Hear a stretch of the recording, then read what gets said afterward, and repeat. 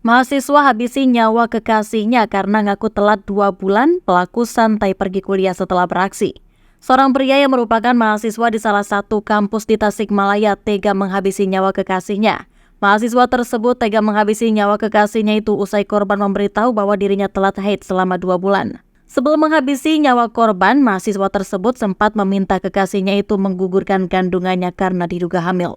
Namun pada pertemuan selanjutnya pelaku kesal dan emosi karena ia tak memperoleh kejelasan apakah korban sudah melakukan aborsi atau tidak.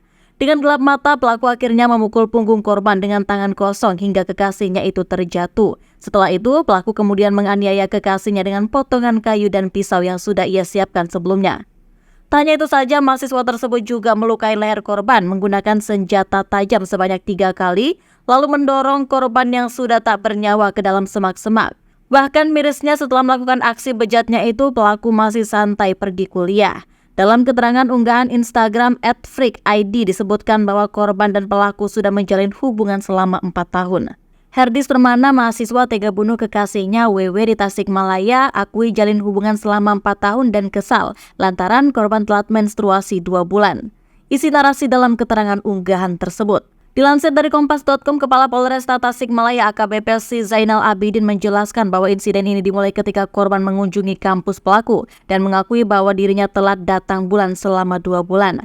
Korban kemudian meminta pelaku untuk bertanggung jawab karena merasa takut hamil. Pelaku yang menduga bahwa korban hamil sempat menyuruh agar korban menggugurkan kandungannya, namun korban menolak.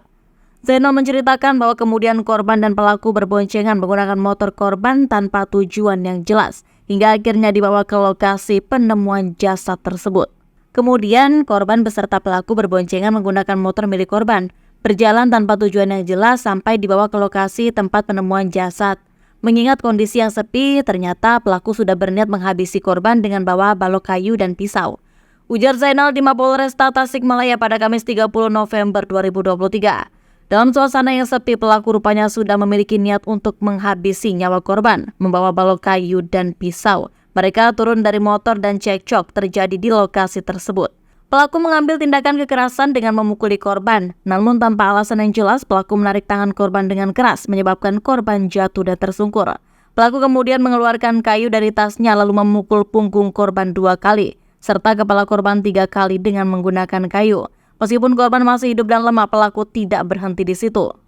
Melihat korban masih bernapas, pelaku lalu menusukkan pisau ke tubuh korban. Setelah itu, pelaku meninggalkan korban dan melarikan diri dengan membawa motor korban. Hasil penyelidikan menunjukkan adanya luka robek di bagian pundak, bawah telinga, leher kanan, lebam di punggung, dan luka di leher. Kejadian ini dianggap sebagai pembunuhan berencana.